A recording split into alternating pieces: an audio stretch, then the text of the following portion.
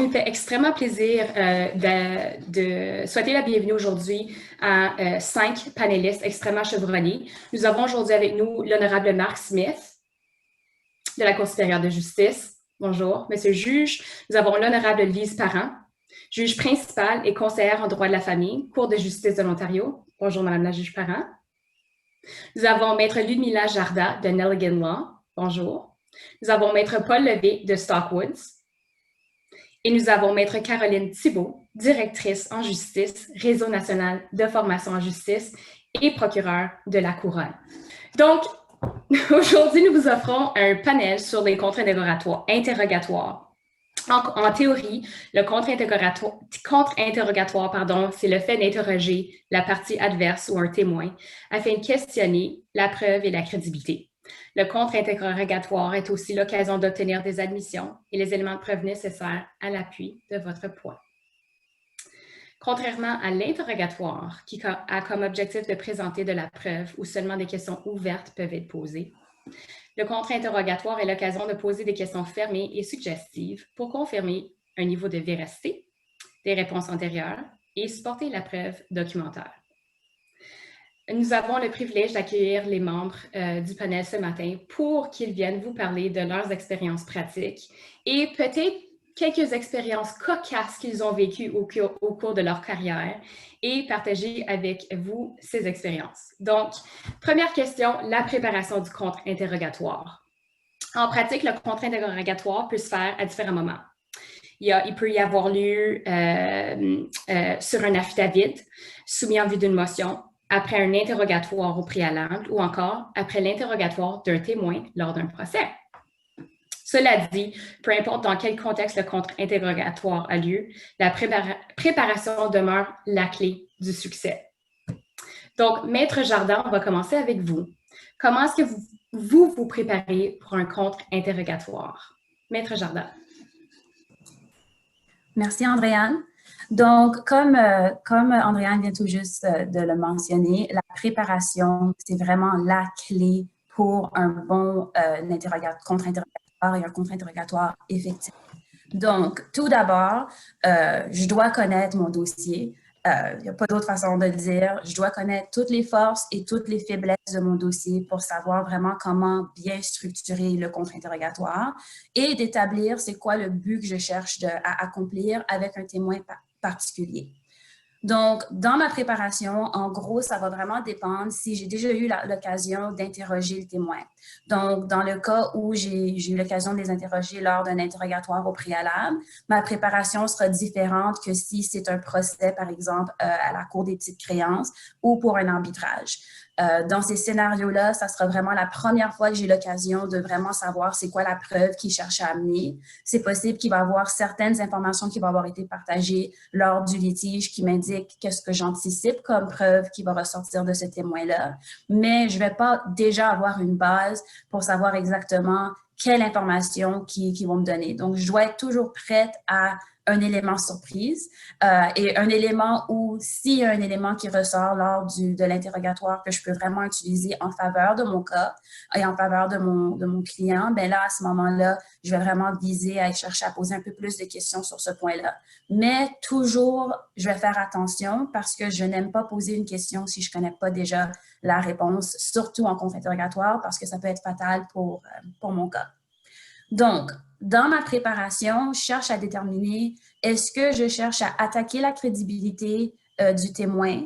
Est-ce que je cherche à attaquer la fiabilité de sa preuve? Ou est-ce que je veux essayer de faire ressortir une preuve qui favorise mon client?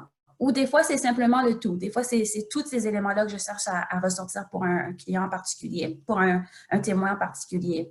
Donc, normalement, ce que je vais faire, c'est que je vais créer une structure narrative qui va vraiment avec le thème de mon dossier, donc l'histoire que je veux raconter qui favorise mon client. Puis je vais chercher à trouver un moyen de vraiment faire ressortir mon histoire à travers ce témoin. Et donc, c'est possible des fois que ce témoin va peut-être refuser de répondre à certaines questions ou ne va pas vraiment vouloir avoir d'accord avec moi si je lui pose une question qu'il pourrait simplement répondre par oui. Pas parce qu'il ne veut pas répondre à la question, mais simplement parce qu'il ne veut pas se mettre dans une situation où il montre qu'ils sont d'accord avec l'histoire et la position de la partie adverse. Donc, je vais poser mes questions en fonction de la narrative que j'ai structurée. Puis, je vais aussi poser mes questions en fonction de c'est qui le témoin. Est-ce que je fais affaire avec un témoin expert ou est-ce que c'est un témoin ordinaire? Dans le cas d'un témoin expert, c'est souvent beaucoup plus difficile de prendre une approche où on agit comme si on connaît l'affaire plus qu'eux, parce que c'est des experts. Donc, on s'entend que si je suis en train de contre-interroger un médecin, ils vont avoir beaucoup plus de connaissances par rapport à la médecine que moi. Et donc, mon approche ne sera pas nécessairement pour indiquer qu'il ne sait rien, mais pour indiquer que sa preuve est contraire à la preuve peut-être d'un médecin que moi, je me fie à sa preuve. Donc, c'est plus pour vraiment viser la distinction sur c'est quoi les contradictions pour montrer que son opinion diffère, puis pour montrer pourquoi son opinion diffère, puis vraiment attaquer que peut-être son approche pour se rendre à cette conclusion n'était pas la bonne approche, parce que peut-être que j'ai d'autres preuves qui montrent c'est quoi la bonne approche.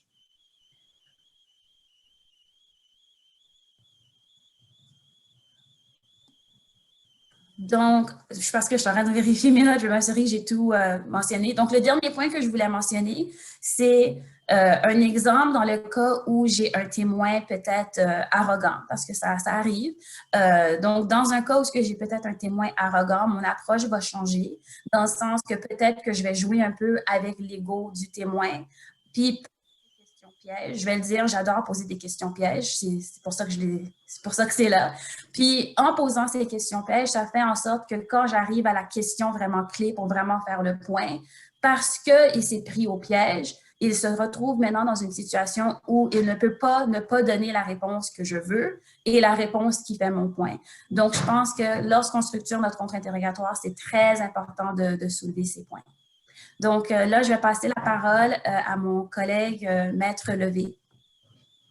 Merci, Maître Jarda. Et Maître Jarda vous a donné un aperçu très clair et très compréhensible de la préparation pour le contre-interrogatoire. Alors, laissez-moi juste peut-être mettre le point sur une ou deux choses de ma perspective. Pour moi, pour la préparation, je me pose deux questions. Est-ce que je dois miner ou saper la preuve de tout ou d'une partie du témoignage du témoin pour gagner ma cause, en premier lieu? Et la deuxième question, est-ce que ce témoin pourrait aider la cause de mon client? Et pour répondre à ces deux questions, il faut avoir une théorie très claire de votre cause au procès. Et si la réponse à ces deux questions-là est non, c'est peut-être pas la peine de contre-interroger le témoin. Le contre-interrogatoire devrait avoir un focus sur ces deux questions. Et en ce qui concerne la première question, est-ce que je dois saper ou miner cette preuve-là? Ça vous aide à éviter deux erreurs communes dans le contre-interrogatoire. En premier lieu, un contre-interrogatoire trop expansif. Même si on peut saper ou miner une partie du témoignage du témoin, si ce n'est pas nécessaire à la victoire, c'est peut-être pas la peine de le poursuivre. Là, il faut vraiment se rappeler du dicton d'Hippocrate, en premier lieu, ne faites pas de mal. Ça évite aussi le contre-interrogatoire trop timide. Parfois, on peut se dire, ah ben, la preuve pour miner ce que va dire le témoin est déjà au dossier, donc je peux tout le laisser à la plaidoirie à la fin.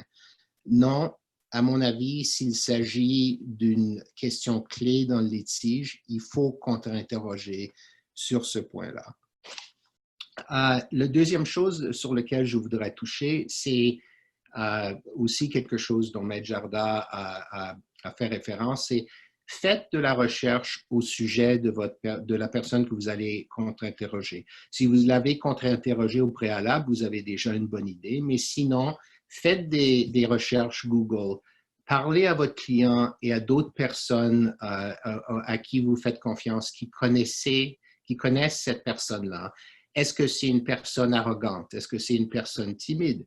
Est-ce que par contre, c'est quelqu'un qui a une réputation pour dire la vérité, même si la vérité fait mal à cette personne? Il y a des personnes qui ont des réputations comme ça. Alors, on peut préparer peut-être un contre-interrogatoire plus expansif parce qu'on peut avoir plus confiance que la personne va dire la vérité. Donc, essayez autant que possible de connaître la personne que vous allez interroger. Merci beaucoup, Maître Jardin et Maître Levé. Je cède maintenant la parole à Maître Margot Pomerleau qui va poursuivre le panel. Merci beaucoup.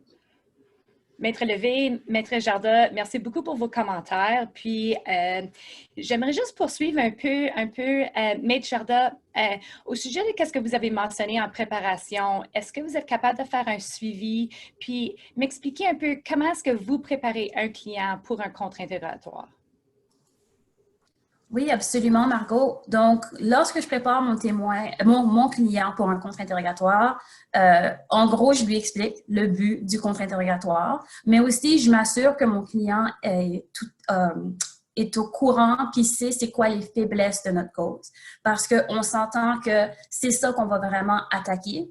Et donc, généralement, je vais identifier une série de questions que j'anticipe qui vont être posées à mon client pour pas que mon client soit pris par surprise, mais aussi pour qu'il comprenne voici ce qu'ils vont vraiment miser dessus lors du contre-interrogatoire ou que j'anticipe qu'ils vont miser dessus. Donc, sois prêt à te faire attaquer de cette façon-là, en gros, lors de l'interrogatoire. L'autre chose aussi, je vais leur assurer de leur dire que c'est important de s'assurer que vous connaissez bien la question, de bien comprendre la question qui a été posée, parce qu'on ne veut pas que notre témoin réponde à une question qui n'est pas vraiment la question qui a été posée. Donc, de lui dire ou de la dire que si jamais ils ont pas mal compris la question, de ne pas avoir peur de l'indiquer, de le signaler, et demander peut-être que la question soit reformulée ou demander une clarification par rapport à la question selon le cas. Puis finalement aussi, je vais dire à mon client de le rappeler que lorsque les questions sont posées, de ne pas répondre à la question sur le coup, de prendre son temps de répondre, mais aussi de permettre du temps au cas où je veux faire une objection à la question. Parce que je ne veux pas me retrouver dans une situation où la question n'est pas une bonne question, je veux faire une objection, mais que mon client s'est déjà dépêché pour répondre. Donc, je leur rappelle que c'est correct de prendre leur temps, c'est correct d'avoir des pauses. Puis, à ce moment-là, ça me donne une opportunité de pouvoir faire l'objection si nécessaire. Tous des bons points. Merci beaucoup. Puis, j'aimerais entendre, Maître Thibault, en quoi que le contre-interrogatoire se distingue en droit criminel? On a entendu parler du contentieux civil de Maître Levé et Maître Jardin. Maître Thibault, si on peut entendre de vous, s'il vous plaît. Merci, Margot. Pour le droit criminel, c'est toute une autre réalité. J'indiquerai 3 points génériques. C'est au niveau de la préparation. Vous savez, ma réalité, si je termine ma journée de procès, je dois aller offrir de l'aide aux autres cours. Donc, je vais hériter d'un dossier que je n'ai jamais vu et que je lis souvent d'une cour à l'autre en me rendant à l'autre salle d'audience. C'est la réalité du droit criminel et bien que j'aimerais dire que c'est des exceptions, c'est notre réalité. Donc, je crois beaucoup à la préparation et je vais faire un commentaire dans un moment, mais au niveau de la préparation et de notre réalité, c'est qu'en droit criminel, il n'y a aucune obligation pour la défense de nous divulguer la preuve de leur témoin, de nous divulguer qu'est-ce que leur client, qu'est-ce que leur témoin va dire. Donc, on est vraiment un peu dans le noir. Oui, on peut faire une recherche sur l'accusé, on peut se préparer, et je vais en parler plus longuement dans un moment, mais en termes de qui va être appelé, qu'est-ce qu'ils vont dire, je n'ai pas ce luxe-là. Dans un troisième temps, il y a aussi les règles. Elles diffèrent en droit criminel par rapport au litige civil.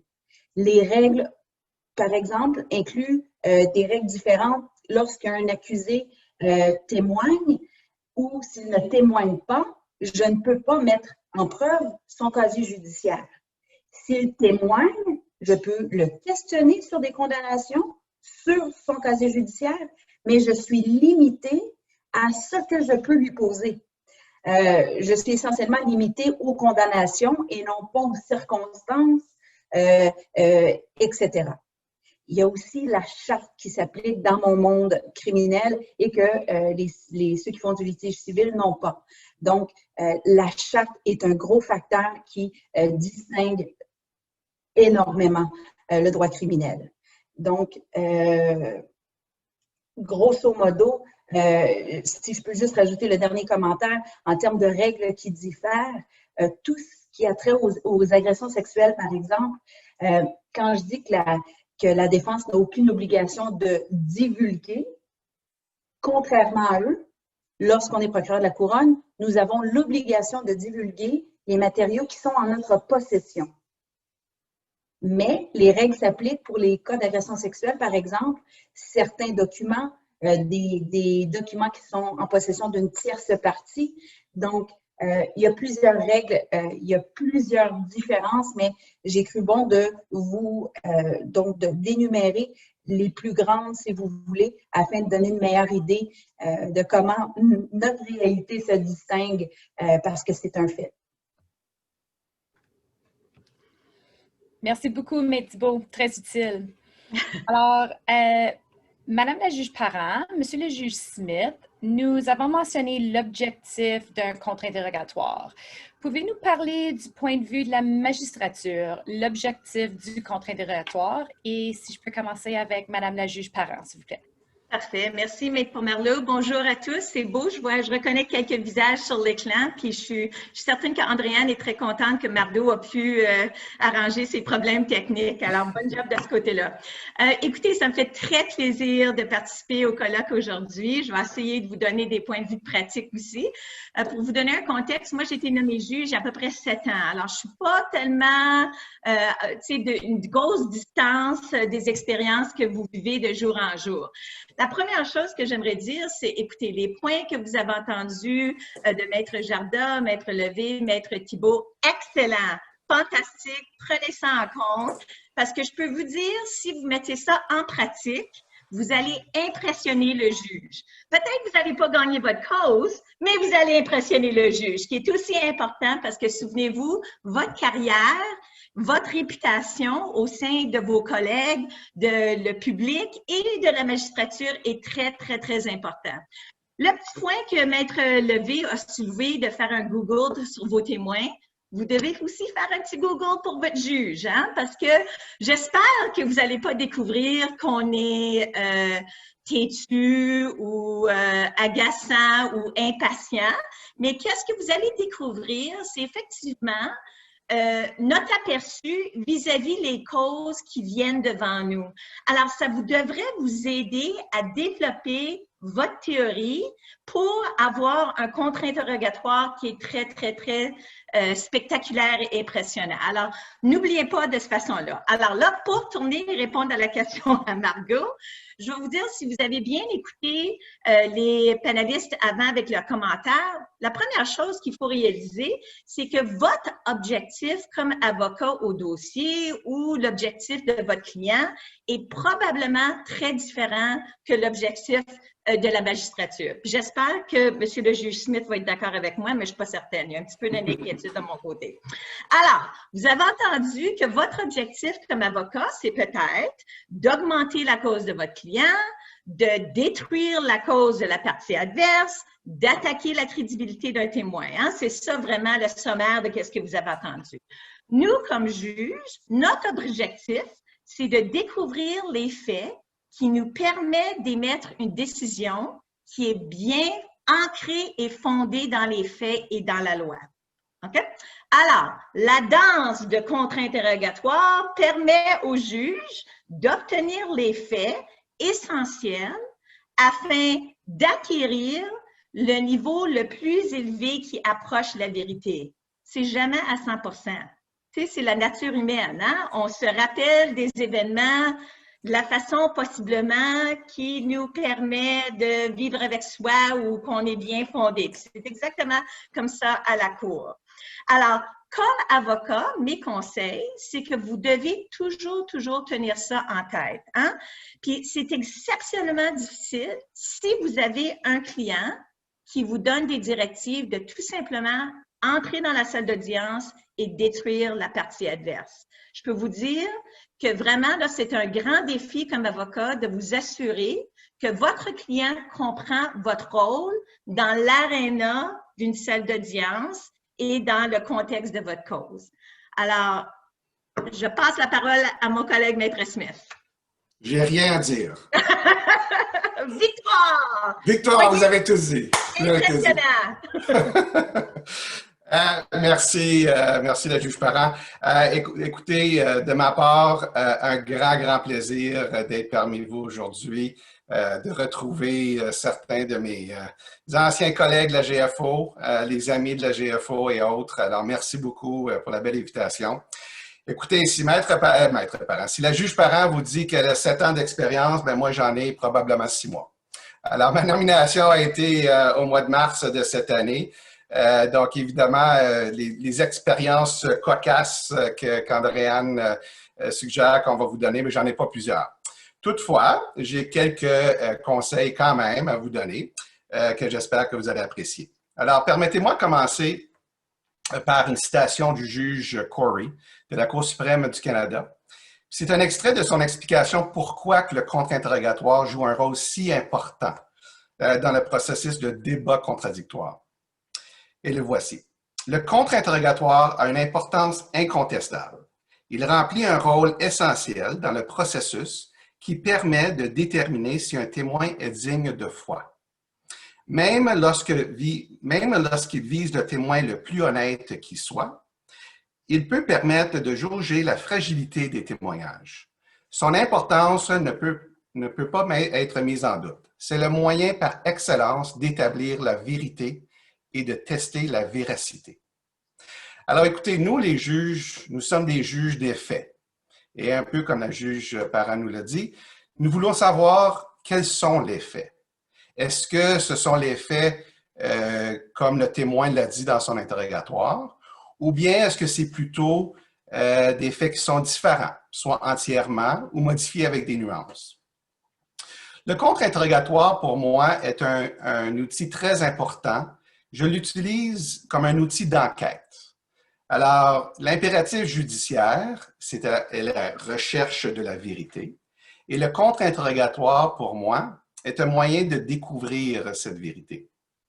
Alors, n'oubliez pas non plus, mais en passant, ne faites pas un Google sur moi, là, parce que je ne pense pas que vous allez trouver trop de choses. Mais peut-être dans un an, là, vous allez voir, vous allez lire mes décisions et voir quelle sorte de tempérament que j'ai devant vous, les avocats. Mais écoutez, n'oubliez pas que nous, les juges, nous sommes témoins de la stratégie que vous allez utiliser dans votre contre-interrogatoire.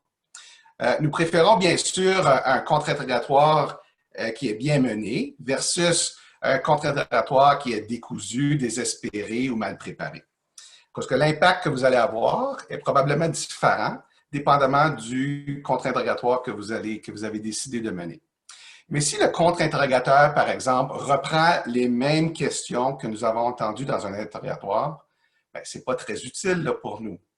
Mais si vous réussissez à ébranler possiblement un témoin sur certains points de son témoignage qui sont peut-être moins crédibles, moins fiables, bien ça peut nous aider à établir la vérité que l'on recherche. Et c'est vrai, comme la juge Parent dit, de trouver la vérité à 100%, c'est quasiment impossible. Somme toute, nous allons porter une grande attention à votre contre-interrogatoire. Ne sous-estimez pas l'importance de votre contre-interrogatoire. Et souvenez-vous que nous, les juges, on se fie sur vos talents de nous livrer un contre-interrogatoire très efficace. Alors, ce sont mes commentaires préliminaires, Maître Pomerleau. Merci à vous deux. Alors, maintenant, on va parler un peu plus des pratiques exemplaires, techniques du contre-interrogatoire. Bien que l'avocate doit être bien préparé, puis on a tout entendu de nos panélistes au sujet de se préparer pour le contre-interrogatoire, mais il faut quand même obtenir les questions recherchées, obtenir ces réponses-là. Puis surtout obtenir la preuve nécessaire. Certains font référence à l'art du contre-interrogatoire, alors que d'autres pensent que c'est vraiment une science. Alors, Maître Levé, pouvez-vous nous partager 2-3 pratiques ou techniques exemplaires afin de réussir un bon contre-interrogatoire? Oui, merci Margot. Alors, je vais vous en parler de 3. Il y en a bien sûr beaucoup plus, mais pour vous donner peut-être quelques idées. Alors, la première idée ou la première technique, c'est de construire une fondation sur laquelle vous pouvez travailler. Et pour illustrer ce point, prenons par exemple une cause de responsabilité professionnelle où vous contre-interrogez la partie professionnelle. Vous pouvez commencer par proposer aux témoins les normes et les standards professionnels qui sont en jeu dans la cause et l'obliger de les accepter en tant que règles qui s'appliquent à tous les membres de la profession et que tous doivent suivre. Point par point, une idée par question, une idée par question. Et on peut commencer avec les principes de base les plus généralisés et progresser par la suite vers des règles plus précises qui sont déterminatives de la question en litige. Et si vous construisez ce genre de contre-interrogatoire de façon habile, vous pouvez passer presque sans qu'on s'en aperçoive de la norme à une série de questions qui s'appliquent au fait du dossier pour démontrer que les règles n'ont pas été suivies en l'instance. Et ça fait une espèce de progression jusqu'à ce point-là. Parfois, ce genre de questions dans ce genre de dossier font ressortir aussi que la personne ne connaît pas les règles du tout. Et ça peut vous mener à un autre endroit heureux dans votre contre-interrogatoire. Si le professionnel ou la professionnelle ne connaît pas les règles, comment aurait-elle pu les suivre? Alors, ça, c'est une première technique.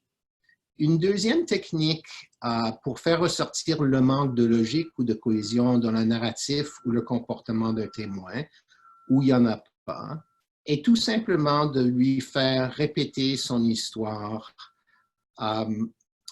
d'une façon un peu créative. Vous savez, il y a des années, la comédienne Tina Fey avait fait un portrait satirique assez brillant de Sarah Palin, seulement en répétant ce qu'elle avait dit mot pour mot.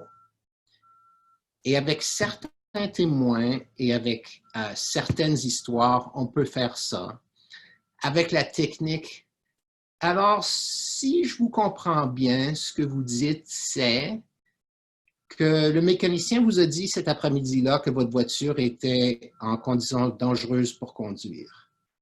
Mais vous l'avez quand même conduit jusqu'à la maison, c'est vrai? Puis après, ce que je comprends, c'est que vous avez bu 4 tequilas, puis que vous avez envie de Wendy's à ce moment-là. Alors, si je vous comprends bien, c'est à ce moment-là que vous avez décidé de monter dans la voiture.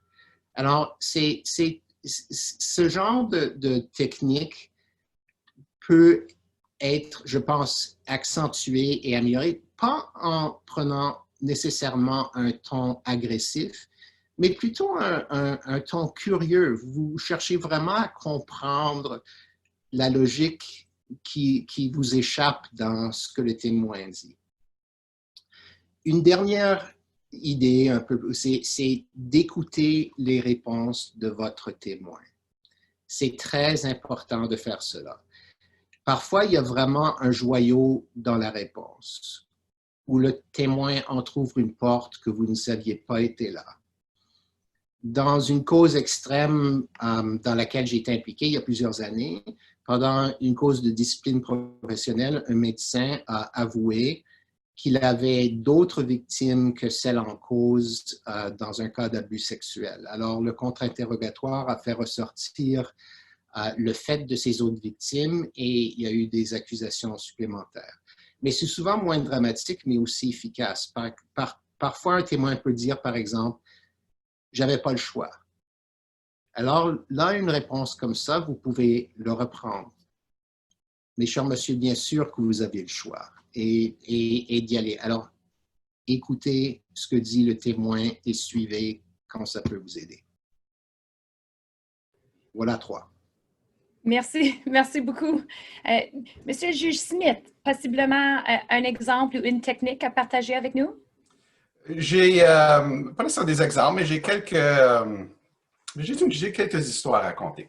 Alors, mais c'est un peu difficile aussi avec mon collègue, Maître Levé, qui est un avocat échelonné. Alors, il donne toutes les bonnes techniques, puis moi, je suis toujours le deuxième là, qui passe dans ce colloque. Mais c'est correct. Écoutez, on en a déjà parlé. D'abord, avant qu'on t'interroge le témoin, il faut vraiment savoir le genre de témoin qu'il sera.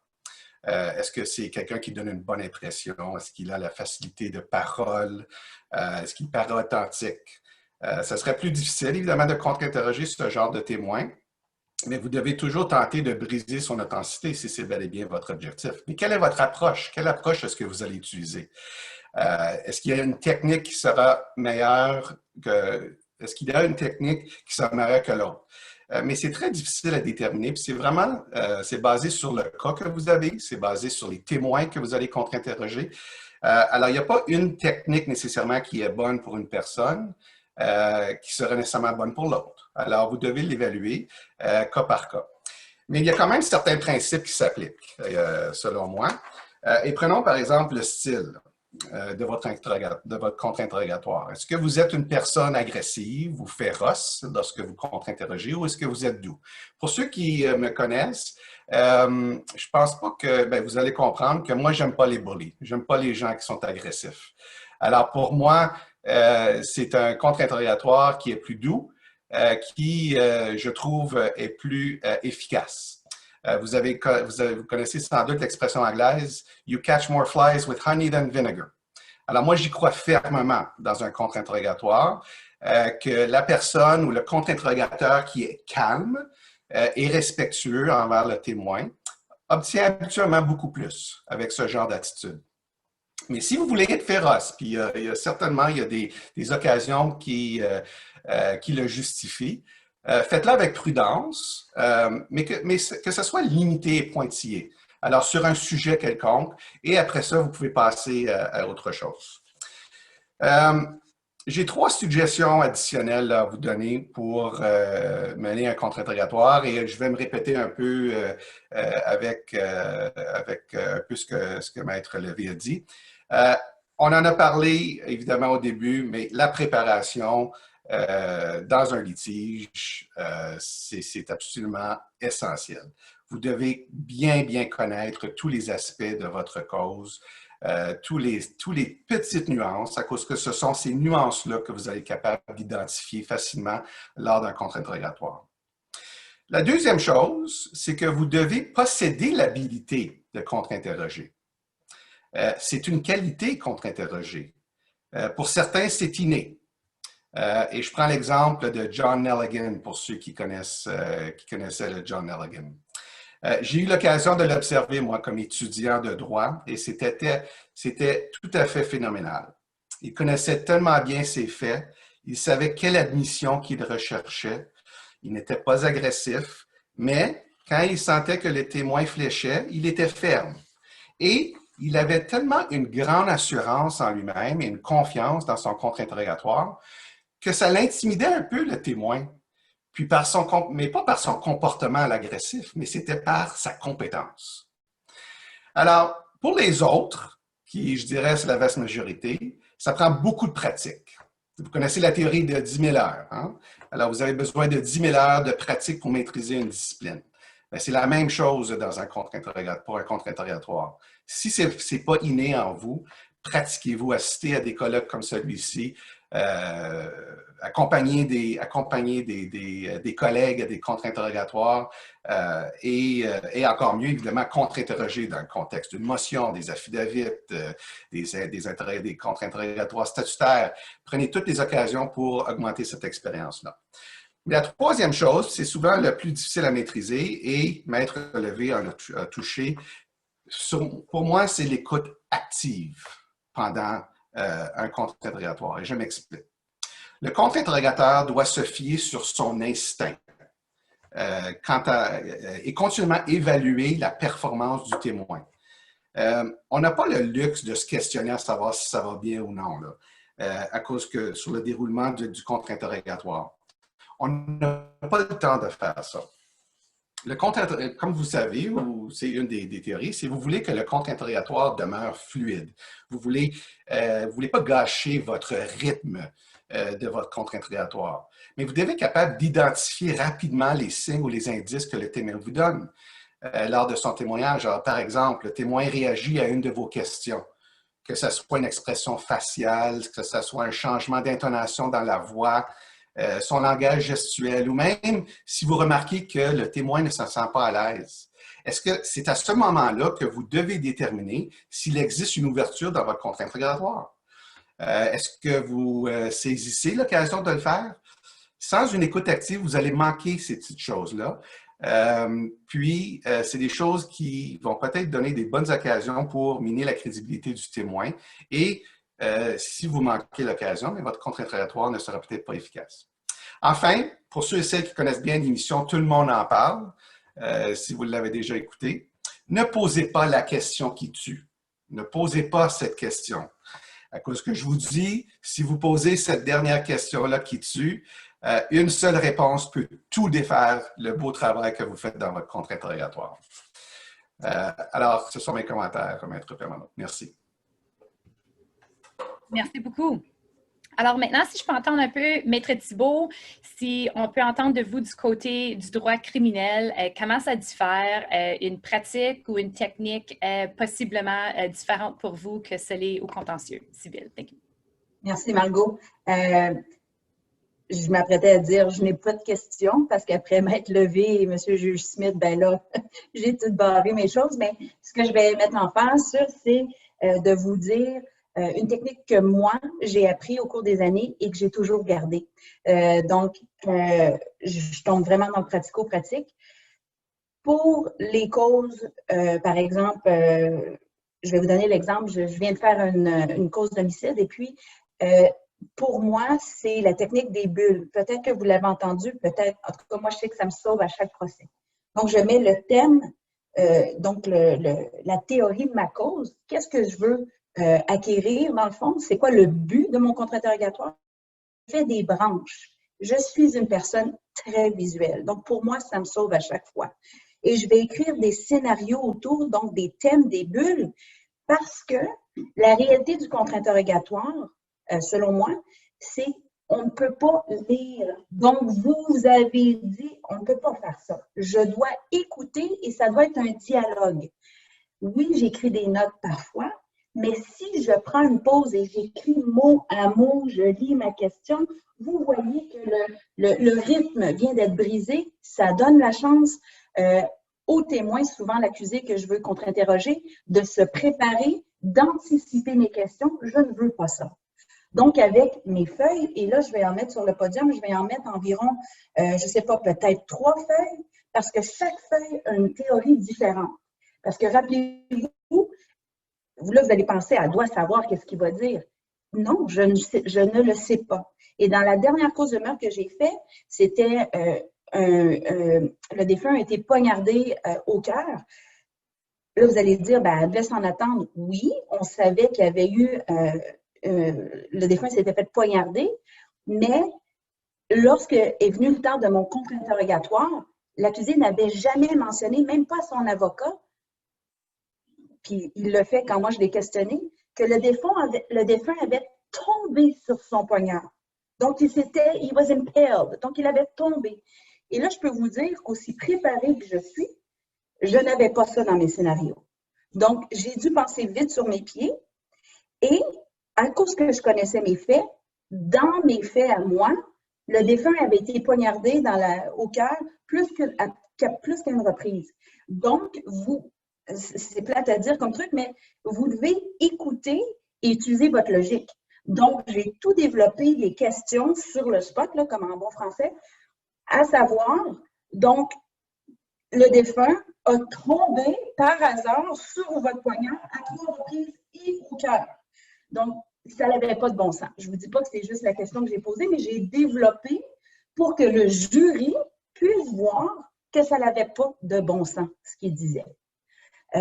Et dans mes bulles, je vais mettre des thèmes, par exemple, dans cette cause-là, c'était le fait qu'il était tellement intoxiqué qu'il ne savait pas ce qu'il faisait.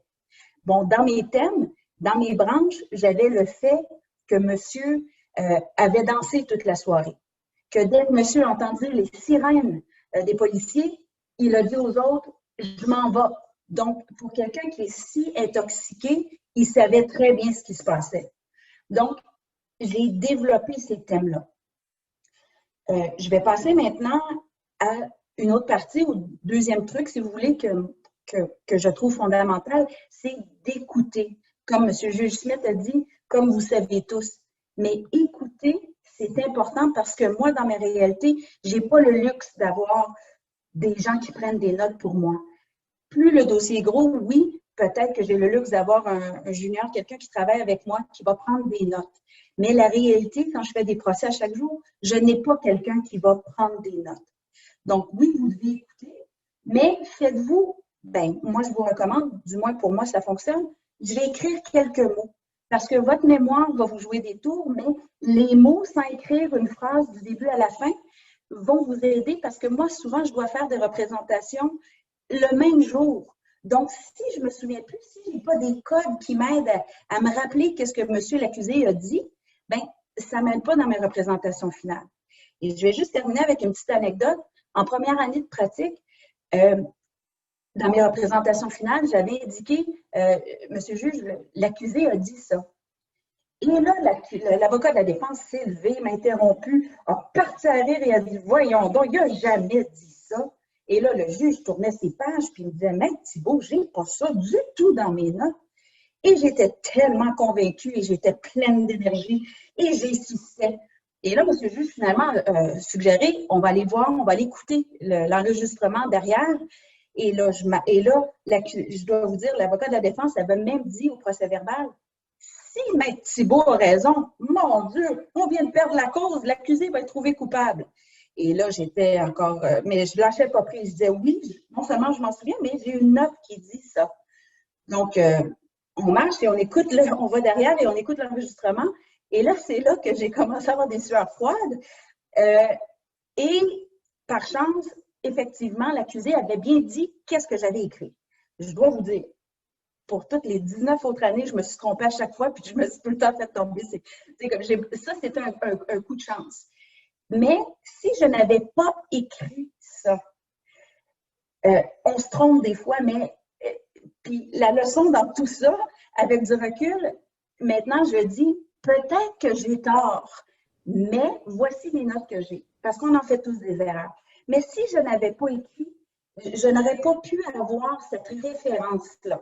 Donc, faites ce qui fonctionne pour vous, mais moi, je me fais des codes. Ça m'aide à pouvoir dire les faits saillants lors de mes représentations finales. Le dernier truc ou astuce que je vous donnerais. Maître Thibault, je m'excuse, mais si je peux te couper là en vue du temps. OK. Je te donne un 10 secondes pour expliquer ta dernière technique, si tu veux. Merci, Margot. C'est juste ça, c'est de rester qui vous êtes. N'essayez pas d'être quelqu'un que vous n'êtes pas. Si vous êtes gêné, si vous êtes, restez qui vous êtes parce que le contre-interrogatoire, je crois que c'est un art et donnez-vous toutes les chances, restez qui vous êtes, ça va fonctionner. Merci, Margot. C'est moi qui vous remercie. Alors, Maître Jarda, si vous pouvez me donner un exemple d'une pratique à éviter en contre-interro, s'il vous plaît. L'exemple que j'allais donner, c'était de ne pas poser la question qui tue, mais Monsieur le juge Smith l'a utilisé.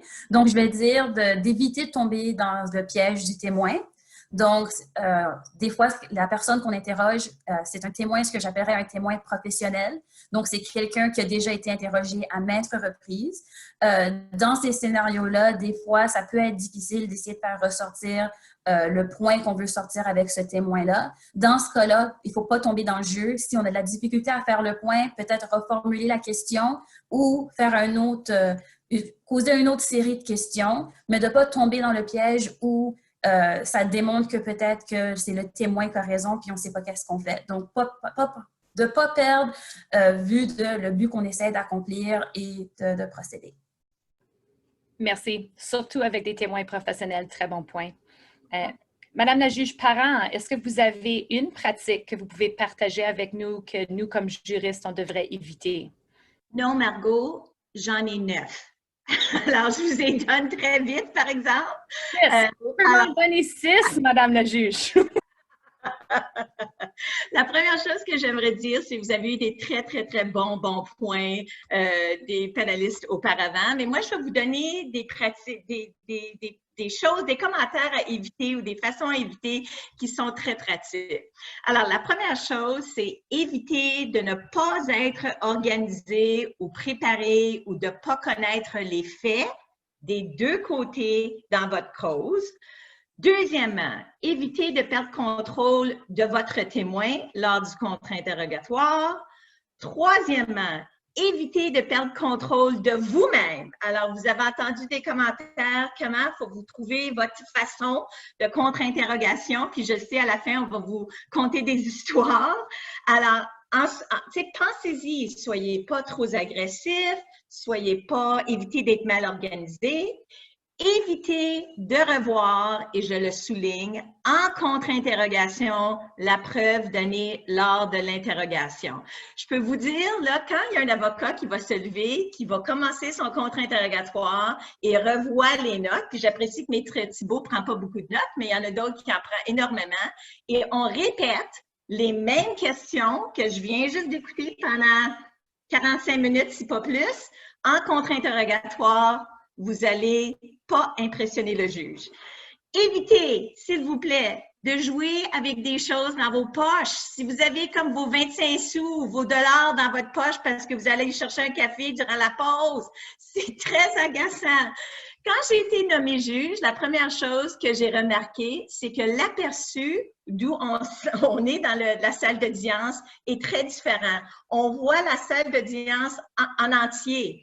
Alors, quand vous jouez, même si vous n'êtes pas dans la contre-interrogatoire, si vous roulez vos yeux, si vous jouez avec des choses dans vos poches, c'est très, très, très fatigant pour le juge. Évitez de ne pas attendre pour la fin de la réponse du témoin avant de poser votre prochaine question. Puis ça, c'est juste vos nerfs. Là, alors, pour tourner à l'arrière de ce que le juge Smith a dit à propos des 10 000 heures, puis probablement, moi aussi, je n'ai pas fait 10 000 heures avant que j'ai commencé à faire des contre-interrogations. Prenez un grand respire. C'est pas seulement votre témoin qui doit tenter d'être le plus confortable dans un environnement où vous êtes. C'est vous aussi. Alors, évitez de terminer votre contre-interrogation sur un point faible ou sujet à interprétation. Vous voulez être clair, précis et net sur votre point final. Évitez de ne pas regarder le juge. On prend des notes. Hein? J'avais encore je suis en train de compter des histoires. J'avais un juge dans lequel je comparaissais qui avait une technique avec, les highlighters. Alors, j'ai pu découvrir que quand elle prenait son highlighter rose, ça voulait dire que c'était important, mais si c'était son highlighter vert, c'était pas vraiment important. Alors, regardez le juge, c'est tout simple de voir, est-ce que je suis en train d'écrire? J'espère que je suis pas en train de bailler, mais si je suis pas en train d'écrire dans mon carnet, peut-être ça veut dire que les faits que faut être un petit peu plus vite à aboutir au point ou non. Alors, tenez ça en tête. Et en dernier point, évitez de ne pas être flexible. C'est exactement ça. Comme le juge Schmitt a dit, je pense, il faut poursuivre l'ouverture qui ressort les réponses du témoin. Alors, vous avez préparé, vous autres, votre discours, vos questions. Il faut que vous soyez adaptes à changer de voix de façon très vite afin de continuer avec un contre-interrogatoire qui est très efficace. Ça fait-tu 9? Y a-t-il quelqu'un qui a compté? Andréane, as-tu compté? Je pense que c'était 9. Fini! Merci, Madame la juge. C'était bien. C'était peut-être 9. C'était peut-être 12, en effet. J'ai commencé à les taper dans le chat pour que tout le monde puisse les suivre. Puis c'était tellement intéressant que je n'ai pas pu toutes les écrire. Alors, on a discuté de la préparation, on a discuté un peu des techniques aussi. Alors, maintenant, des situations particulières en pratique. Alors, pour terminer, quelques items que j'aimerais adresser avec vous. On veut en savoir un peu plus en pratique, comment ça se déroule, le contre-interrogatoire, mais dans les situations particulières. Alors, premièrement, comment se passe le contre-interrogatoire dans un cadre d'un procès ou une audience bilingue? Puis, si je peux demander à M. le juge Smith d'adresser ça en premier, s'il vous plaît. Merci, Margot. Comme vous le savez, là, le témoin a le droit, évidemment, de s'exprimer dans la langue officielle de son choix. Alors, on part avec ça. Le choix peut apporter un avantage stratégique, évidemment, dépendamment des parties. Alors, si on prend, par exemple, un témoin qui est tout à fait bilingue, mais choisit de témoigner en français, et l'avocat ou l'avocate de la partie adverse est unilingue anglophone, il va avoir besoin d'un interprète. Habituellement, il y a suffisamment de juges qui vont être capables d'entendre une cause bilingue, alors ce ne serait pas un problème pour le ou la juge. Alors, si votre témoin comprend bien l'anglais, et la question lui est posée en anglais par la partie adverse ou l'avocat de la partie adverse en anglais, vous avez, en tant que témoin, le temps d'y songer et d'y réfléchir, à cause que vous allez recevoir la question 2 fois, effectivement, en anglais et par la suite en français. Peut-être, puis ça dépend des circonstances, mais un contre-interrogateur voudrait probablement avoir une certaine admission au début du témoignage d'un témoin, à savoir c'est quoi sa compréhension de la langue, en français et ou en anglais, soit que le témoin ne comprend pas une langue ou l'autre, ou si le témoin comprend les 2 langues. À cause que ça peut avoir possiblement un impact, peut-être pas avec un juge, mais avec un jury, à savoir, une analyse que peut-être le témoin a été capable de réfléchir, comprend bien nécessairement les questions. Alors, c'est une petite stratégie que je dirais qui serait peut-être intéressant pour le contre-interrogateur. Comme vous savez, puis comme on en a discuté, un contre-interrogatoire sans traduction, il peut avoir des questions très rapides. La fluidité est là, une après l'autre. Puis souvent, dans un contre-interrogatoire où il y a plusieurs questions qui sont rapides, ce qui va arriver, c'est que peut-être l'efficacité est plus élevée à cause que souvent, peut-être, le témoin va être porté à réagir rapidement. Tandis que dans un contre-interrogatoire avec traduction, votre rythme en tant que contre-interrogateur, surtout si vous êtes le contre-interrogateur anglophone dans le contexte d'une instance bilingue, c'est très difficile. C'est très difficile à cause du fait qu'il y a toujours une interruption. Alors, vous n'avez pas de rythme. Vous devez déterminer ou avoir d'autres stratégies que la stratégie de rythme nécessairement. Il y a un désavantage aussi, puis je pense que Maître Jardin nous en a parlé, mais s'il y a une objection, bien, souvent, ce qui est arrivé, c'est l'objection est trop tard, à cause que le témoin, la question a été posée, le témoin a répondu, et par la suite, il y a une objection de l'avocat, de l'avocate, mais c'est trop tard. La réponse a déjà été dite. Un problème, évidemment, c'est que, puis probablement pour ceux et celles qui ont été soit dans une instance bilingue, est-ce que la traduction, l'interprétation est fidèle? Est-ce que, tu sais, puis souvent, c'est un problème. C'est un problème. Il y a beaucoup je ne dis pas qu'il n'y a pas de bons traducteurs, traductrices, il y en a beaucoup, mais si la cause est très technique ou si le témoin utilise des expressions qui ne sont pas courantes, c'est peut-être plus difficile. Puis dans ce cas-là, ce qui va arriver, c'est que là où la juge, si là, la juge est bilingue, mais c'est notre rôle de s'assurer que la preuve a effectivement été bien interprétée. Alors, souvent, ce qui va arriver, c'est qu'on va avoir une discussion avec les avocats-avocates pour déterminer si bel et bien l'interprétation a été bonne. Alors, définitivement un avantage pour certaines parties dans ces cas-là. Merci. Merci, M. le juge. Très bon point. En effet, une suggestion aussi, quand c'est un contre-interrogatoire sur un affidavit, puis on est capable de choisir nos interprètes, c'est très important d'avoir des interprètes qui connaissent le vocabulaire, qui connaissent qu'est-ce que vous allez aborder. Je crois que c'est un avantage, surtout dans des contre-interros, que l'interprète est familier avec le vocabulaire. Ce n'est pas un avantage que tu as en procès, mais certainement avec certains contre-interros. Si je peux entendre Maître Thibault, vos commentaires au sujet du contre-interrogatoire bilingue, s'il vous plaît. Je vais juste faire la distinction rapidement. Dans le contexte criminel, on a le procès en français. Donc, toutes les questions doivent être en français et sont traduites ensuite pour le témoin qui a le droit, comme M. le juge l'a indiqué, en droit criminel, c'est le droit qu'on soit parfaitement bilingue. Si moi, Caroline Thibault, je veux témoigner en anglais, j'ai le droit de témoigner en anglais. Donc, c'est le choix et on ne peut pas questionner le pourquoi quelqu'un voudrait témoigner dans un... Donc, pour un procès en français, tout se passe en français. Il faut faire la distinction avec le procès bilingue. Le procès bilingue est un peu plus flexible. Et avec le consentement des parties, du moins dans ma pratique, on peut, bien que le témoin témoigne dans une langue autre que celle choisie par l'accusé, au lieu de poser, je vais vous donner l'exemple vite, un procès bilingue où le témoin veut témoigner en français, mais l'accusé, lui, est anglophone, on pose la question en anglais et le témoin peut répondre en français et c'est traduit. Ça a l'air un peu complexe, mais il y a un peu plus de flexibilité. Mais dans le procès français, donc l'accusé qui choisit en vertu de l'article 530 du Code criminel d'avoir un procès en français, techniquement, tout doit procéder en français et je ne répéterai pas là, tous les points et les réalités et les technicalités et les difficultés que ça pose, mais ça fait partie des droits linguistiques. Donc, c'est tout ce que je vais dire, Margot, à ce point-ci. Merci beaucoup.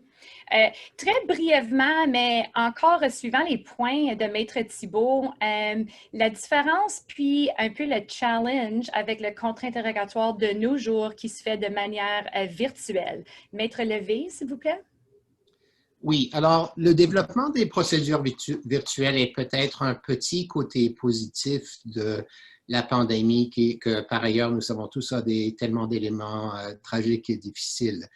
C'est-à-dire qu'il y a une certaine efficacité qui va faire la promotion de l'accès en justice, à mon avis. Les jours où on va à Thunder Bay ou à Sudbury, à Windsor, pour faire un contre-interrogatoire d'une demi-heure pour un témoin quelconque, je pense que c'est fini tout ça. Et puis, c'est au bénéfice de nos clients. Alors, nous devons tous connaître et savoir comment le faire. Alors, les points que je vais soulever, c'est des points collectifs du cabinet Stockwoods parce que j'ai demandé à tous mes collègues qui en ont fait beaucoup qu'est-ce qu'ils avaient à dire. Alors, d'abord, pour les questions de technologie, notre expérience, c'est que Zoom est préférable. Il y a moins de problèmes techniques avec Zoom. C'est souhaitable que tous portent des écouteurs et un micro, utilisent un micro si possible. Chacun a sa propre ligne et jamais deux ordinateurs dans la même pièce pour des problèmes d'écho. Ayez deux écrans si possible, un pour les documents et l'autre pour l'audience. Puisque l'écran est partagé souvent avec les documents, fermez votre Outlook avant de commencer, sinon tous les gens dans la cause vont voir vos courriels confidentiels qui vont apparaître sur votre écran pendant la procédure. Aussi, pour des raisons de confidentialité, à notre avis, utilisez le texte sur votre téléphone plutôt que la fonction chat pour parler à vos collègues. Il y a moins de possibilités d'erreur à ce moment-là. Et autre chose, c'est que chaque personne participante devrait être visible sur un écran. Ça, c'est pour éviter des questions de tricherie, etc. Pour la question de préparer vos témoins, pour la contre-interrogatoire virtuelle, il y a un danger que la personne soit moins sur ses gardes parce qu'elle est dans un lieu familier, sa propre maison. Donc, il faut bien avertir vos témoins de cela. Préparez le témoin sur la même plateforme qui sera utilisée et fournissez une copie du dossier de preuve à votre témoin pour qu'elle ne soit pas complètement dépendante de ce que le contre-interrogateur va lui mettre sur l'écran. Pour la personne qui interroge, l'emploi de l'écran partagé pour les documents est préférable plutôt que chacun ayant son dossier. Premièrement, dans ce cas-là, il n'y a aucun doute sur le document en question. Et si vous développez une facilité pour manipuler le contenu des documents, vous pouvez mettre une certaine pression sur le témoin de peut-être répondre un peu plus vite. Aussi, n'oubliez pas que vous pouvez observer le témoin de plus près qu'à la cour. Donc ça peut vous donner certains avantages sur comment le témoin se présente. Pour l'avocat du témoin, un conseil, c'est ne gardez pas votre micro sur mute parce que si vous avez une objection, il va venir trop lentement, le temps que vous enlevez le mute. Alors voilà, Margot, quelques observations sur les procédures virtuelles. Parfait. Merci beaucoup. Alors là, pour discuter un peu, puis pour terminer, j'aimerais entendre peut-être un moment comique ou une situation unique qui s'est passée lors d'un contre-interrogatoire. Alors, j'invite premièrement Madame la juge Parent peut-être à nous partager une histoire. J'ai aucune histoire à partager, Margot. Non, OK, je vous ai promis une histoire, je vous en donne.